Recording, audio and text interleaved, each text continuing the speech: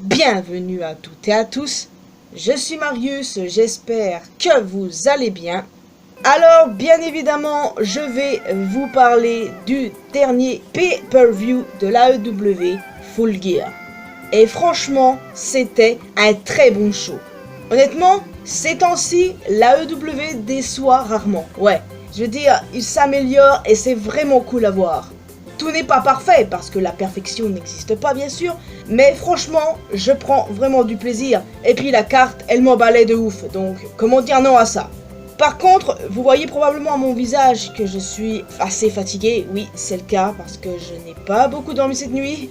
Ouais, bon bref, je vais vous épargner les détails. Donc, si je suis un peu incohérente ou que j'oublie de parler de certains détails, j'en suis désolé, hein. J'ai adoré le show, mais si j'oublie des détails importants, je vais m'en vouloir, alors je vais essayer de ne rien oublier. Et voilà, c'est ça qui est ça. Donc, comme je le disais, la carte était très très cool.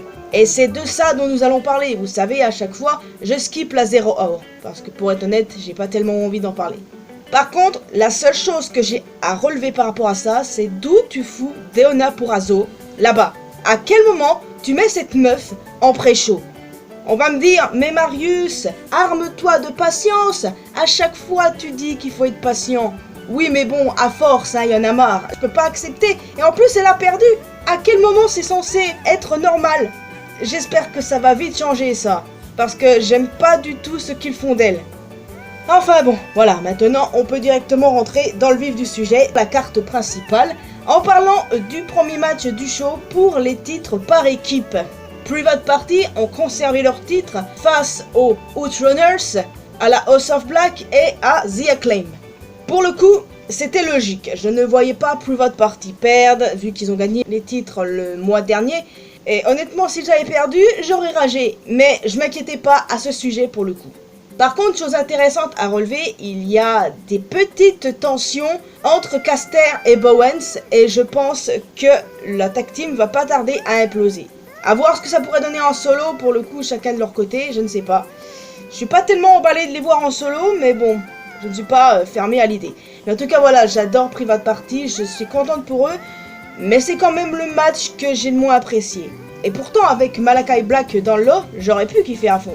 Et non, je l'ai pas détesté, hein, mais c'est juste que c'est celui que j'ai quand même moins préféré, pour être honnête avec vous. Le match suivant était assez solide, MJF contre Roderick Strong. Évidemment, il n'y avait pas de doute sur le gagnant, n'est-ce pas? Et j'ai trouvé l'après-match très intéressant. Vraiment très intéressant par rapport à Adam Cole.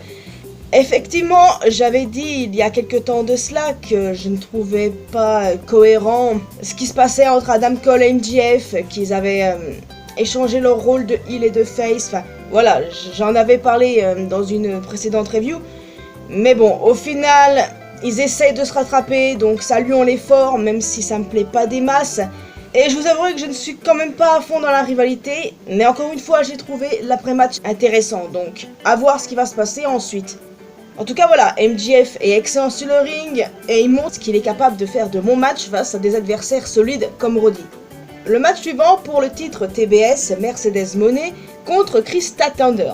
Alors les gars, je ne me souviens plus de quand date la dernière fois que j'ai apprécié un match de Mercedes Moné. Ça remonte, je crois même que c'est le meilleur match depuis ses débuts à l'AEW, ouais clairement. Parce que je vous avoue que Mercedes, moi j'étais pas du tout emballé. Hein. À chaque fois qu'elle avait un match, oh putain on se souvient celui contre Britt Baker, au secours, ouais, j'avais pas apprécié. Mais là pour le coup, c'était vraiment cool. Et puis voilà, Chris Statlander quoi. À quoi on s'attendait avec elle? Je ne suis pas étonné venant de cette femme. Clairement, bravo mesdames. Et je suis contente d'avoir apprécié ce match. Parce que c'était techniquement le seul match féminin sur la carte. Et ça m'aurait fait chier de le détester. Comme j'ai détesté son match contre Britt Baker. Et aussi les précédents où j'étais pas à fond dedans. Mais là, c'était cool. Franchement, c'était cool. Oui, j'ai préféré ce match à celui pour les titres par équipe pour le coup. Donc ouais, maintenant j'ai hâte de voir ce qui va se passer et à un moment donné, Camille finira par se retourner contre Mercedes. Le match suivant fut une surprise totale pour moi puisque j'ai pronostiqué la mauvaise personne. En fait, 90% des fans ont pronostiqué la mauvaise personne. Et franchement, c'était grave cool. Je pensais vraiment qu'Hangman allait remporter face à Jay White Mais franchement, Jay White qui le remporte, je valide complètement, je suis trop contente. Jay White, je l'adore, je suis une très grande fan. Et vous le savez, à chaque fois je me plaignais en vidéo en disant mais pourquoi ils font ça avec lui? Pourquoi ils font pas quelque chose de mieux? C'est n'importe quoi. Mais franchement non, ça va, il se rattrape bien avec lui et j'espère que le gars il sera au sommet. J'attends que ça de toute manière. Et ouais, franchement c'était très cool. J'adore Hangman, mais je suis contente qu'il ait perdu là sur ce coup-là. Ensuite, le match suivant, et bah pour le coup, j'ai également foiré le prono. Will Ospreay contre Kyle Fletcher. Et du coup, oui, j'ai prono Ospreay, alors qu'en fait, en toute logique, j'aurais dû prono l'inverse. Pourquoi? Parce que la mise en avant de Fletcher en ce moment est incroyable. Franchement, depuis son heel turn, le gars, il est insane. Franchement, je suis super fan. Non, mais son look de heel, j'adore. Je suis super fan du gars. Et clairement, le match était banger. Le meilleur match du show. Je pense qu'on est tous d'accord pour le dire, les gars. Et franchement, quand le match était fini, j'étais en mode « Ah non !» J'en voulais encore, je peux vous le dire. Will Ospreay, quoi, c'est l'un des meilleurs catcheurs du monde. Si ce n'est le meilleur. Clairement, il fait partie d'une longue liste avec Gunther, Ilya Dragunov, Bryan Danielson, ou encore Zack Sabre Jr. Enfin, voilà, il fait partie d'une longue liste qui mérite tout aussi bien d'être considéré comme le meilleur catcheur du monde. Et franchement, ouais, à chaque fois, je me régale devant les matchs de Will Ospreay. Donc, au final, ça ne m'étonne pas tant que ça. J'ai hâte maintenant de voir ce qui va se passer et d'en voir davantage de Fletcher. Et surtout, on verra bien du coup quel camp va choisir Mark Davis. Je pense qu'on a tous une idée précise, n'est-ce pas? À un moment donné, on a eu la célébration de Maria May avec Mina Shirakawa. À un moment donné, Maria a voulu frapper Mina, mais cette dernière, elle a pré-shot, elle l'a évité et c'est la fin de leur histoire. Non mais ça c'était sûr que ça allait arriver, je le sentais à 1000 km, j'étais là en mode à quel moment ça va partir en couille? Et quand c'est parti en couille, j'étais comme ça. Ah bah, j'avais dit quoi? Ouais, non mais c'était amplement logique pour le coup. Et ouais, j'ai hâte de voir où tout ça va aller, et sans compter qu'à tout moment on peut avoir le retour de Toni Storm. Toni Storm qui a dit en interview qu'elle arrêtait le catch. Mais ça, c'est évident que c'est kayfabe, les gars, ne tombez pas dedans. Et j'ai super hâte de voir la suite. Le match suivant pour le titre TNT, Scapegoat, Jack Perry versus Daniel Garcia. Les gars, j'aurais crié au scandale si Daniel Garcia n'avait pas gagné. Je vous le jure. Et c'est exactement ce qui s'est passé. Il a gagné son premier titre à la AEW. N'est-ce pas magnifique ? En tout cas, moi, j'étais vraiment très content, très ému aussi, parce qu'en fait, quand on se souvient qu'il y a quelques années, il a eu un terrible accident, on lui avait dit que le catch était fini pour lui, et pourtant le gars, il a persévéré encore et encore, et regardez où il en est. Et franchement, c'est un exemple à suivre pour moi, surtout que j'ai le même âge que lui. Et le truc, c'est que je l'admire énormément, ce gars-là. Je sais pas si vous vous rendez compte, ce qu'il a enduré, et il n'a rien lâché, et la mentalité là, même quand t'es au fond du trou, faut pas totalement désespérer. Et c'est ce que lui il a fait. Il a continué à persévérer encore et encore. Et là, il a été récompensé et il le mérite de ouf. Vraiment, je suis tellement heureuse pour lui. Le match, au final, était pas mauvais, mais au moins, le règne de terreur de Jack Perry est terminé. Le match suivant était très sympa, mais pas à la hauteur que j'attendais. Et pourtant, on parle de Ricochet et de Konosuke Takeshita. Donc, évidemment, Takeshita a conservé son titre international, c'était logique. Et ouais, honnêtement, ce match, il est venu un peu comme un cheveu sur la soupe. Enfin voilà, il était sympa, mais sans plus. Et pourtant, je vous ai dit, hein, les deux talents-là, ils sont incroyables. Alors, pourquoi est-ce que je n'étais pas totalement dedans? Je ne sais pas. Je ne sais vraiment pas du tout, les gars. Par contre, le match suivant, j'étais totalement à fond dedans, et il était incroyable. Swerve Strickland contre Bobby Lashley. Ah, mais Bobby, toujours en forme, hein. Oui, faut pas sous-estimer, il est toujours bon sur le ring. Preuve en a été ce match, les gars. Il l'a montré, et c'est complètement fou, le match était génial.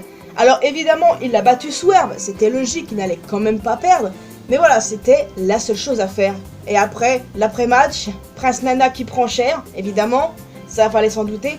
Mais en tout cas, c'est vraiment cool. Le Earth Syndicate, je valide de ouf. Et du coup, je me demande s'ils vont accueillir un autre membre. Théoriquement parlant, beaucoup vont en direction que ce sera Swerve. Swerve à côté de Bobby sera un peu mis de côté, même totalement, donc je suis pas sûr d'aimer beaucoup ça. Sinon, on peut avoir Will Hobbs, éventuellement, c'était celui que j'avais pronostiqué d'ailleurs il y a plusieurs mois de cela. Ou alors Ricochet, Vous n'êtes pas sans savoir que MVP avait dit en interview sur les réseaux sociaux, que de base, il voulait Ricochet dans leur business. Alors ça pourrait être intéressant à voir. Je ne sais pas, mais en tout cas, ça ne me dérangerait pas. Mais j'espère pas que ce sera Swerve par contre, parce que comme je vous l'ai dit, aux côtés de Bobby, il fera tâche. Et Swerve a une année incroyable, il mérite pas d'être mis en retrait après tout ce qui s'est passé et tout ce qu'il a fait.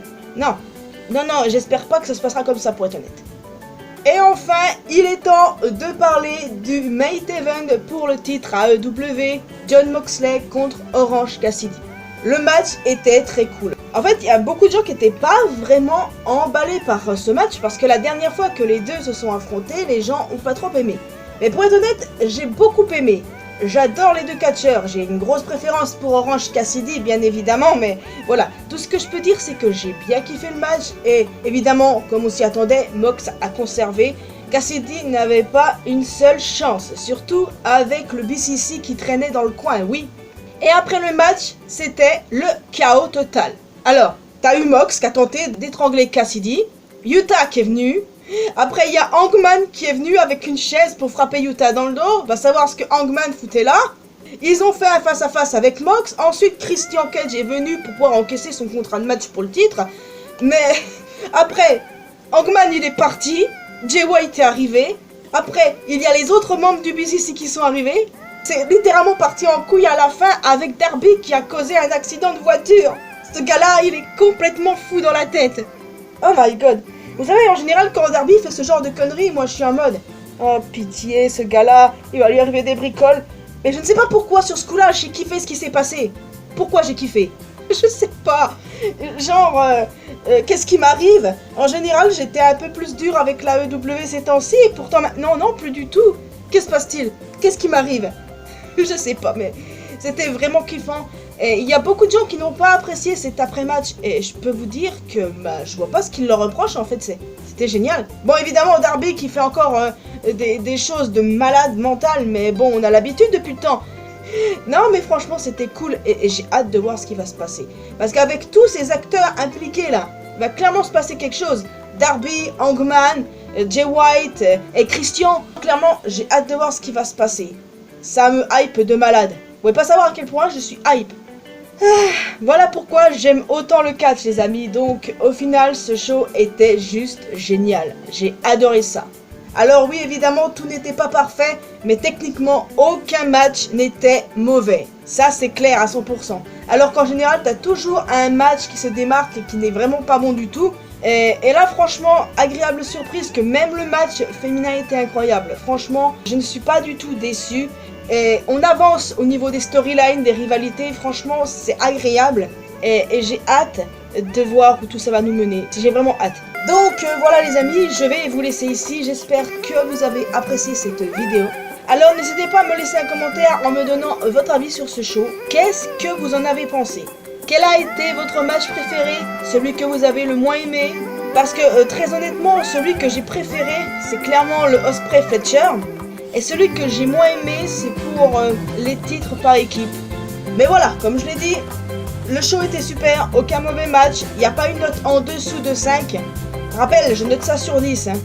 Donc en plus d'un commentaire, n'hésitez pas à laisser un petit pouce bleu, ça fait toujours plaisir. Vous pouvez me retrouver sur mes réseaux sociaux, les liens sont bien évidemment dans la description. Et le plus important, abonnez-vous à cette chaîne ainsi qu'à ma chaîne principale pour qu'on puisse se retrouver dans une prochaine vidéo. Et n'oubliez pas d'activer la cloche notification bien sûr. Bye bye.